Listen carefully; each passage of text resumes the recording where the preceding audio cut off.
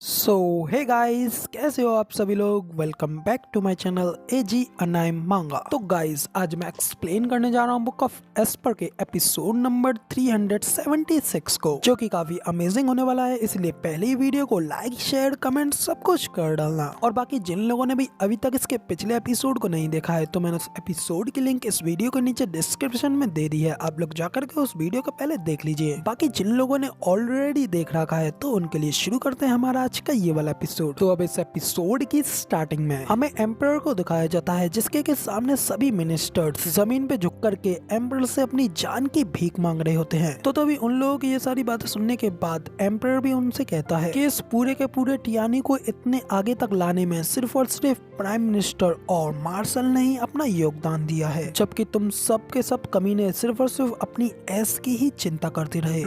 फिर भी तुम मुझसे अपनी जान की भीख मांग रहे हो। नहीं, ऐसा नहीं होगा, अब तुम हेल में जाओगे। इतना कहकर के एम्परर अपने सभी सोल्जर्स से उनको मरवाने का ऑर्डर दे देता है। तभी इतना ऑर्डर्स मिलते ही वो सोल्जर्स भी उन मिनिस्टर्स को मारने के लिए आगे बढ़ जाते हैं, जबकि वो मिनिस्टर्स अभी भी एम्परर से अपनी जान की भीख मांग रहे होते हैं। जबकि इधर दूसरी ओर हमें एम्परर को दिखाया जाता है, जो कि प्राइम मिनिस्टर जुगे चेंगफेंग के बाकी के बचे हुए सोल्जर्स की ओर मुड़ करके देखता है और उनसे कहता है कि रही बात तुम्हारी, तो तुम सभी लोग इस जंग में इस्तेमाल होने वाले उनके हाथ के टूल्स थे, इसलिए इस सब चीज का ब्लेम तुम लोगों के ऊपर काफी कम आता है। और मैं मनुष्य की भलाई में विश्वास रखने वाला आदमी हूँ, इसलिए मैं तुम लोगों को एक और चांस दे रहा हूँ। हमेशा के लिए अपनी निष्ठा की शपथ खाओ और मैं हमेशा के लिए तुम्हें अपना इम्पीरियल गार्ड बना लूंगा, जो कि जीवन भर मेरी सेवा करेंगे। अब इधर एम्परर की इतनी बात सुनते ही सभी गार्ड्स एम्परर के सामने अपने घुटनों के बल झुक जाते हैं और कहते हैं कि थैंक यू योर मैजेस्टी, हमें माफ करने के लिए। आपकी जिंदगी हमेशा लंबी बनी रहे। इधर दूसरी ओर हमें टूबा को भी दिखाया जाता है, जो कि एम्परर के पास आता है और उससे कहता है कि कांग्रेचुलेशन योर मैजेस्टी, आपने इस पूरे विद्रोह को बड़ी आसानी से दबा दिया है। तो तभी ये सुन एम्परर भी टूबा से कहता है कि हाँ, हमारी इस सक्सेस की वजह मेरे आप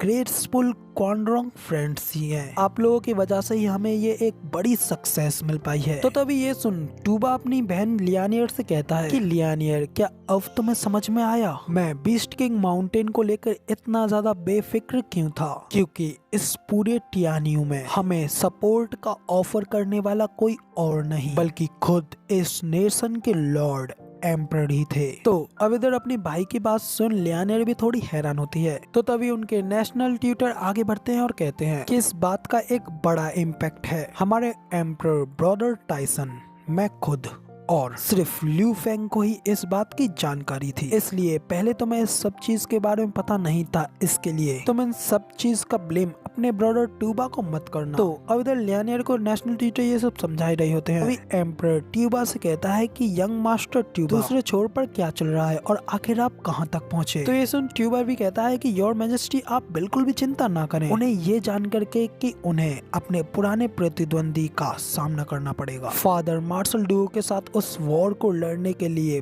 बहुत ज्यादा उत्सुक है। क्वानरोंग कमांडर ट्यूबा ल्यू फेंग और डुगु जेंटियान ने 20 लड़ाइयाँ और 100 झड़पों में एक दूसरे को फेस किया है, लेकिन फिर भी इन सभी चीजों का नतीजा एंड पे बराबरी पर ही खत्म हुआ है। लेकिन अब शायद ये समय अलग होगा। तो अब ट्यूबा के इतना कहते हैं, यहाँ पे हमारा सीन चेंज होता है और हमें कुछ देर बाद का सीन दिखाया जाता है, जहाँ पे कि ट्यूबा अपनी पूरी सेना को लेकर के वापस जा रहा होता है, जबकि एम्परर वहीं खड़ा दूर से उन्हें जाता हुआ देख रहा होता है। तभी एम्परर अपने पीछे खड़े अपने बच्चों से कहता है कि क्राउन प्रिंस कोंगर योंगनिंग, क्या शायद आप लोगों की राय है कि क्वानरोंग एम्पायर को जुगे चेंगफेंग के साथ निपटने के लिए आमंत्रित करना टियानियो एम्पायर के सम्मान के ऊपर एक धब्बा है? तो तभी अपने फादर की ये बात सुन योंगनिंग भी अपने आप को नहीं रोक पाती और रोते हुए कहती है कि आपका ये कार्य घिनौना है और देशद्रोही है। इतना कहकर के योंगनिंग वहाँ से रोते हुए तेजी से भाग जाती है। ये देख एम्परर उसके लिए परेशान होते हुए उसे रोकने की कोशिश करता है, लेकिन प्रिंसेस योंगनिंग फिर भी नहीं रुकती हैं। तभी इसके बाद एम्परर फिर अपने दोनों बेटों की ओर देखता है और उनसे कहता है कि तुम दोनों इस टियानियो के फ्यूचर में होने वाले लीडर्स हो, तो बताओ आखिर इस बात में तुम्हारी क्या राय है? तो ये सुन क्राउन प्रिंस कहता है कि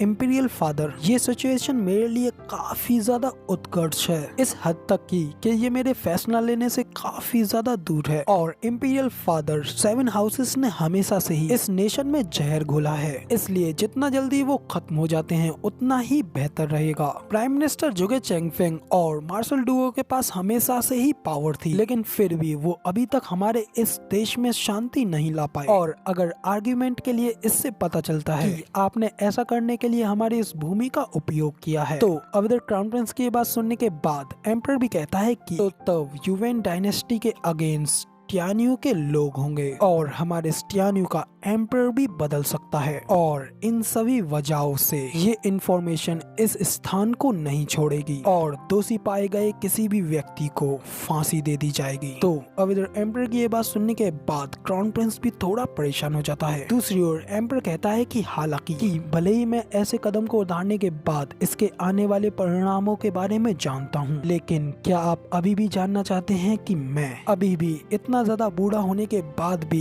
इतना ज्यादा निर्दयी क्यों हूँ? इतना कहकर के एम्परर वापस अपने कोर्ट में अंदर जाने लगता है कि पीछे खड़े उसके दोनों बेटे अपने फादर की ये बात सुनने के बाद थोड़े घबरा जाते हैं और उसे रेस्पेक्ट देते हुए कहते हैं कि हाँ इम्पीरियल फादर, ये सब सिर्फ और सिर्फ हमें एलाइंट, हमें प्रभुत्व करने के लिए करते हैं। लॉर्ड 3 बंधनों और 5 सदगुरुओं का पालन करते हैं, किसी भी अन्य व्यक्ति की तरह परोपकार का उपदेश देते हैं। लेकिन इस सब में एक अलग पहलू है जिसमें कि एक आम आदमी और एक लॉर्ड डिफर करता है। एक मनुष्य पृथ्वी पे शांति के लिए प्रयास करता है, जबकि एक लॉर्ड, एक भगवान को इसके बंधनों में नहीं बांधा जा सकता है। इतना कहकर के एम्परर फिर आगे रुक जाता है, अपने दोनों लड़कों से आगे कहता है कि क्या आप जानते हैं कि ये टियान्यू किसका है? तो ये सुन वो दोनों कहते हैं कि हाँ बिल्कुल इम्पीरियल फादर, ये टियान्यू आपका है। तो एम्परर कहता है कि नहीं, ये टियान्यू सिर्फ एम्परर को ही बिलोंग करता है और या बल्कि ये हमारे युवेन क्लैन का है। लेकिन पर असल में इसकी किसी भी चीज पे हमारा कंट्रोल बहुत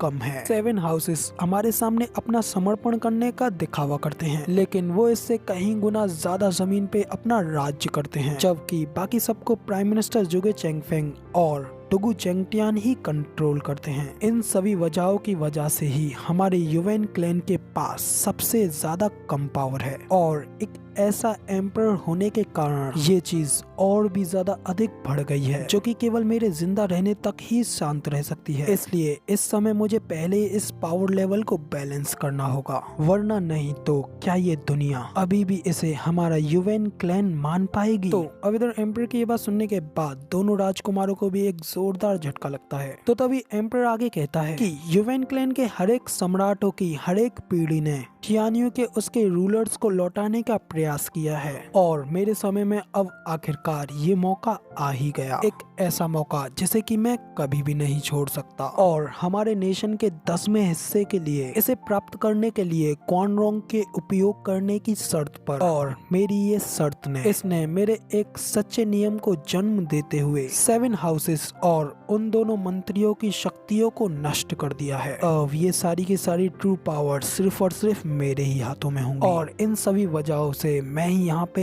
एक ट्रू विनर हूँ, क्राउन प्रिंस कॉन्गरर। जो सब कुछ आपका है वो सिर्फ आपके ही अपने दोनों हाथों में हो सकता है, इससे कम छोटा कुछ भी व्यर्थ है। ये साम्राज्य टियान्यू द्वारा जा सकता है और आप इसके एम्परर भी हो सकते हैं, लेकिन वो सभी सिर्फ और सिर्फ खोखले शब्द हैं। तो अब एम्परर की ये सारी बातें सुनने के बाद क्राउन प्रिंस और थर्ड प्रिंस भी कहते हैं कि इम्पीरियल फादर, हम आपकी इस शिक्षा के लिए आपके बेहद आभारी हैं। तो ये सुन एम्परर भी उन्हें जाने की इजाजत दे देता है, जिसके यहाँ पे हमारा सीन चेंज होता है और अगला सीन हमें 15 दिन यानी कि आधे महीने बाद का दिखाया जाता है। हमें दिखाया जाता है कि दूर जंगल घनी पहाड़ियों में से एक बड़ी सी घुड़सवार सेना तेजी से आगे की ओर बढ़ रही होती है और वो आर्मी कोई और नहीं बल्कि डुगु जेंटियान की ही आर्मी होती है। वो सभी लोग बड़ी तेजी से टियान्यू एम्पायर की ओर ही जा रहे होते हैं। तभी मार्शल डुओ का बड़ा गॉडसन कहता है कि मार्शल, हमारी दोनों तरफ बड़ी बड़ी पहाड़ियाँ हैं जो कि और भी बड़े बड़े पहाड़ों से ढकी हुई हैं, जो कि हमारे लिए सबसे खराब खराब सिचुएशन भी हो सकती है और ये भी हो सकता है कि हमारे ऊपर घात लगा करके हमला किया जाए। इसलिए मुझे लगता है कि सतर्क रहने के लिए हमें अपने स्काउट को आगे भेजना चाहिए। तो ये सुन मार्शल डुओ कहते हैं कि नहीं, कियानियो में हमारे ऊपर घात लगा करके हमला करने की हिम्मत कोई नहीं करेगा, यहाँ तक कि अपनी अनंत बुद्धि और कुछ सैनिकों के साथ जुगे चेंगफेंग भी ये करने की हिम्मत नहीं करेगा। और फिलहाल इस समय इंपीरियल कैपिटल उथल पुथल में है और हम नहीं जानते कि हिज मैजेस्टी की महिमा कब तक कायम रह सकती है। इसलिए अब चाहे हमारे सामने आगे कोई घात लगा करके भी क्यों ना खड़ा हो, मैं उस दुविधा को भी नष्ट करके इस जगह को जरूर पार करूंगा। तो गाइज अब इधर मार्शल डुओ को इतना कहते ही हमारा ये वाला एपिसोड यहाँ पे पूरी तरीके से कंप्लीट हो जाता है और अब इसका अगला एपिसोड आप लोगों को कल देखने को मिलेगा। फिलहाल वीडियो पसंद आई हो तो यार एक लाइक कर देना, साथ ही कमेंट करके जरूर बताना कि आपको हमारा ये वाला वीडियो का एक्सप्लेनेशन कैसा लगा और ऐसी ही अमेजिंग वीडियोस को देखने के लिए चैनल को सब्सक्राइब जरूर से कर देना। शुक्रिया।